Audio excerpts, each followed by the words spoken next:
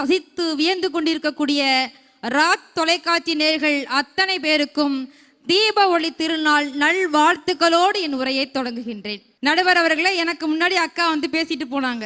ஆமா, எனக்கு ஒரு நிமிஷம் ஒரே டவுட் வந்துருச்சு. கலகலப்பான பட்டிமன்றத்துக்கு வந்தோமா இல்ல எதுவும் மோட்டிவேஷனல் கிளாஸுக்கு வந்தோமான்னு ஒரு சந்தேகம். எல்லாம் சேர்ந்து பண்றது. பாவம், அவங்களே இன்னைக்கு ஒரு நாள் ஒரு நல்ல ஜாலியா ஒரு நல்ல சிந்தனையோட சிரிக்க வச்சு உண்மையை கேட்டுட்டு போலான்னு குடும்பத்தோட கலகலப்பா வந்திருக்காங்க. அவங்கள்ட்ட வந்து பாரதியை தெரியுமா, காந்தியை தெரியுமா, கண்ணதாசனை தெரியுமா, எங்களுக்கு எல்லாரையும் தெரியும். உங்களுக்கு உங்க வீட்டுல கணவர் இருக்காரே அது தெரியுமா, உங்க சகோதரர்கள் இருக்காங்களே அது தெரியுமா, மகன் மாதிரி பக்கத்து ஒரு பையன் இருக்காரு அது தெரியுமா, தம்பி தம்பின்னு நடுவர சொன்னீங்களே அவரை தெரியுமா, இவங்கெல்லாம் ஆண்கள்னு உங்களுக்கு தெரியுமா? எந்த ஆண் வெற்றி பெற்றாலும் எந்த ஆண் ஜெயித்தாலும் மேடை ஏறிய அடுத்த நிமிடம் என் அப்பா, என் அம்மா, என் மனைவி என்று ஒரு ஆணின் வெற்றிக்கு பின்னால் பெண் இருக்கிறார்கள் என்று மேடை மேடையாக பேசுகிறீங்களே, எந்த பெண்ணாவது நான் இன்னைக்கு மேடை ஏறி பேசுகிறேன் என்று சொன்னால் என் அப்பா காரணம், என் கணவன் காரணம், என் அண்ணன் தம்பி காரணம் ஒருத்தவங்க சொல்லியிருப்பீங்களா? இன்னைக்கு தீபாவளி நிகழ்ச்சியில புது பட்டுப்படம் பல பலன்னு கட்டிட்டு வந்து பேசுறீங்களே, அந்த நன்றியோட நீங்க ஒரு வார்த்தை சொன்னீங்களா? அதனாலதாங்க நான் சொல்றேன், கலகலப்பான குடும்பத்திற்கு காரணம் ஆண்கள் மட்டும்தான். நான் கேட்டேன், மனோரஞ்சிதா அக்காவும் நானும் உட்காந்து பேசிட்டு இருக்கும்போது, அக்கா புடவை ரொம்ப நல்லா இருக்கே, பளபளப்பா இருக்கே, புதுசாக்கானே. சத்தமா பேசாத நந்தினி நாங்க. ஏன்க்கா மாமாக்கு தெரியாம எடுத்தீங்களா அப்படின்னு கேட்டேன். இல்ல, நான் எடுத்தது கடைக்காரருக்கே தெரியாது, அவர் வந்திருக்காரு அப்படின்னாங்க. நீங்க கலகலப்பான அக்கா நீங்களும் அப்படித்தானா? ஆமா. இவங்க எப்படி கலகலப்ப குடும்பத்துல கொடுக்க முடியும்னு நினைக்கிறீங்க?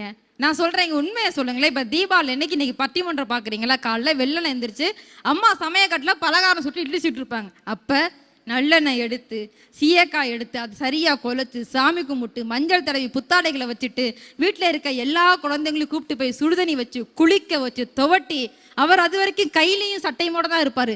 தன் பிள்ளைகளை எல்லாரையும் புது சட்டை போட்டு வெடி வெடிச்சு அப்படி ஓரமா நின்று ஒரு மனுஷன் பார்ப்பாருல, அதுல இருக்க மகிழ்ச்சிங்க, அதுதாங்க கலகலப்பு. அதை செய்பவர்கள் ஆண்களா பெண்களா? அது மட்டும் இல்லைங்க, இன்னும் சொல்ல போனா வீட்டுல இருக்க தாத்தாக்கள் தான் காலையில 8 மணி ஆச்சுன்னா ஸ்கூல் பஸ்ல ஏத்தி விடுறது, இல்ல நேரா ஸ்கூல்ல கூட்டி கொண்டு விடுறது. அங்க ஒரு அம்மா ஆமான்னு சொல்றாங்க, சாயங்காலம் 5 மணி ஆச்சுன்னா டான் கூட்டிட்டு வர்றது. அவருக்கு என்ன பலகாரம் பிடிக்காதுங்க, ஸ்வீட்டு பிடிக்காதுங்க, காரம் பிடிக்காதுங்க தாத்தாக்களுக்கு. ஆனா தன் கூட வர பேரன் பேத்திய மகிழ்வித்து பார்க்க வேண்டும் என்பதற்காக அவங்கள கூட்டி கொண்டு வாங்கி கொடுப்பாங்க சார். அதுதான் சார் குடும்பத்தோட மகிழ்ச்சிக்கு கலகலப்புக்கு காரணம். அப்புறம் நாங்கள்லாம் சாதித்து கொண்டு இருக்கிறோம்னு பேசுனாங்க. நான் புதுக்கோட்டைங்க, பக்கத்துல திருச்சி இருக்குங்க. ஒரு பெண் காலில் செருப்பு கூட இல்லாம ஓடி ஓடி இந்தியாவுக்காக தங்கம் என்றால் பத்திரிகையாளர்கள் பேட்டி எடுக்கிறாங்க. நீங்க இப்படி ஓடி தங்கம் வாங்கியிருக்கீங்களே, உங்க வெற்றிக்கு என்ன காரணம்னு அந்த பொண்ணு கண்கலங்க சொன்னாங்க. எங்க வீட்டுல வறுமை, சாப்பிட்றதுக்கு வசதி கிடையாது, எங்க அப்பா மாட்டுக்கு வச்சிருக்க பருத்தி கொட்டையை சாப்பிட்டு என்னைய படிக்க வச்சு இன்னைக்கு ஓட வச்சாரு சார். அந்த வேகத்துல ஓடி ஓடி இந்தியாவுக்காக தங்கம் வாங்கினேன்னு சொன்னாலே திருச்சியை சேர்ந்த தங்க மங்கை தனலட்சுமி. அவளுடைய கலகலப்புக்கு பெண் காரணமா ஆண் காரணமா? நடுவர் அவர்களே, நீங்க தொடக்கத்திலேருந்து அவங்க வந்து நிறைய விஷயங்கள் சொன்னனால இதை சொல்றேன். ஒரு பெண் தனியா உட்காந்து அழுதுகிட்டே இருக்கான்னு வச்சுக்கோங்களேன், ஏதோ சீரியஸான விஷயம் போலப்பா அப்படின்னு நம்ம போய் கேட்கணும். இதே 4 பேர் 5 பேர் கூட்டமா உட்காந்து அழுதாங்கன்னு வச்சுக்கோங்களேன், அப்ப அங்க ஏதோ சீரியல் பிரச்சனைன்னு அர்த்தங்க.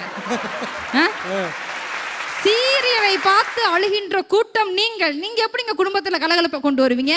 இன்னைக்கெல்லாம் யாருங்க பெண்கள் சமைக்கிறீங்க? சட்னி அடைக்கிறேருந்து சாம்பார் வைக்கிற வரைக்கும் வீட்டுல இருக்க ஆம்பளை பார்த்துக்கிட்டு இருக்காங்க. அதே மாதிரி நிறைய வரலாற்று கதைகள்லாம் சொல்லி எதிரியை போராடுறாங்க. அதுக்கெல்லாம் நாங்க பெண்கள் தான் உறுதுணையா இருக்கணும். உண்மையா சொல்லட்டுமாக்கா, ஆண்களுக்கு யாருன்னே தெரியாத தெரிஞ்ச எதிரிய கூட சமாளிக்க முடியுதுங்க, எதிர்த்தாப்புல இருக்க மனைவியை தாங்க சமாளிக்க முடியல. அந்த அளவுக்கு இருக்காங்க ஆண்கள். அதை இல்லைன்னு நீங்க சொல்ல முடியுமா? அவ்வளவு ஏன், எல்லாருமே ட்ரெயின்ல போயிருக்கீங்கல்ல, ரயில் பயணம் அது ரொம்ப அழகா இருக்கும். பெண்களுக்குன்னு தனியா ஒரு பெட்டி இருக்குங்க. ஆனா நம்ம பெண்கள்லாம் பெண்கள் இருக்கிற பெட்டியில போறதை விட இந்த பொது பிரிவு ஆண்கள் பெண்களா இருக்கலாம்னு ஒரு கோச் இருக்கும்ல, அதுல குடுகுடுன்னு வந்து ஏறுவாங்க.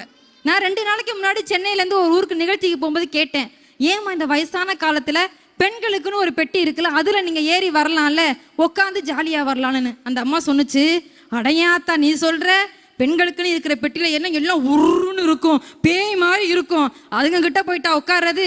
இதுல பாரு, ஆம்பளை பிள்ளைங்க பெரியவங்க சின்னவங்க சிரிச்ச முகமா இருக்காங்க. ராசான்னு சொன்னா எந்திரிச்சவனே என்னை உட்கார வச்சிருவாங்கன்னு சொன்னாங்க. ரயில் பெட்டியில கூட உங்களால கலகலப்ப காமிக்க முடியாத போது குடும்பத்துல எப்படிங்க காமிப்பீங்க? விட்டு கொடுக்கறதுங்க. நீங்க பட்டு துணி எடுத்து கொடுத்து துட்டு துட்டா பணம் கொடுத்து தங்க நகை வாங்கி அதுல அல்லங்க மகிழ்ச்சி. விட்டு கொடுத்தால் மட்டும்தான் வீட்டில் கலகலப்பு இருக்க முடியும். அதை ஆண்கள் செய்கிறீர்களா பெண்கள் செய்றீங்களாங்க? நான் இப்படி சொல்றேன் நடுவர் அவர்களே. இப்ப ரோட்டரி சங்கத்திலிருந்து நிறைய பேர் இந்த அரங்கத்துல இருக்காங்க. அவங்க நிறைய பிசினஸ் சம்பந்தமான நிகழ்ச்சிகள் நடத்தினாலும் வருடந்தோறும் தங்களுடைய குடும்பத்தை அழைத்து செல்வதற்காக ஒரு குடும்ப விழா நடத்துவாங்க. அது யாருக்காக நடத்துறாங்க? தன் மனைவிக்காக, தன் மகளுக்காக, மகனுக்காக, அவங்களுக்காக. பெண்கள் எல்லாரும் சேர்ந்து ஒரு அமைப்பு வச்சிருக்காங்க. என்னது? மகளிர் சுய உதவி குழு. இந்த குழுக்கு என்னைக்காவது ஒரு பெண்ணாவது என் வீட்டுக்கார கூட்டிட்டு வரேன், என் மகனை கூட்டிட்டு வரேன்னு ஒருத்தவங்க கூட்டு போயிருப்பாங்களாங்க? இதுல இருந்தே தெரிய வேண்டாமா? ஏன்னா அது சிக்கல். ஆண்கள் என்றாலே என்றென்றைக்கும் கலகலப்பு தான். பெண்கள்னு சொல்லிட்டாலே அது கைகலப்பு மட்டும்தான் நடுவர் அவர்களே. அதனால இப்படி சொல்லி முடிக்கிறேன். குடும்பத்தின் மகிழ்ச்சிக்கு காரணமாகவும் குறிப்பா கலகலப்பா இருக்கிறதுக்கு காரணம் பெண்களை காட்டிலும் ஆண்கள் ஆண்கள் ஆண்களே என்று சொல்லிவிட்டு, மழையால் கரைந்து விடுவதில்லை மலை, முகிலால் குறைந்து விடுவதில்லை கடல், கால மாற்றத்தால் சிறுத்தி விடுவதில்லை சிலை, மண்ணில் மக்கினாலும் தண்ணீரில் கரைந்தாலும் எத்தனை எத்தனை கோடி பெண்கள் மேடையில் ஏறி பேசினாலும் குடும்பத்தையும் குடும்பத்தை சுற்றி உள்ள உறவுகளையும் சிரிக்கவும் சிந்திக்கவும் வைத்து தினந்தோறும் தன்னை வரித்துக் கொள்கின்ற ஒரு ஆண், அவரால் மட்டும்தான் மகிழ்ச்சியை கொடுக்க முடியும் என்று சொல்லிவிட்டு பேச வாய்ப்பளித்த உங்கள் அத்தனை பேருக்கும் நன்றி பாராட்டி இடம் வருகின்றேன். நன்றி, வணக்கம்.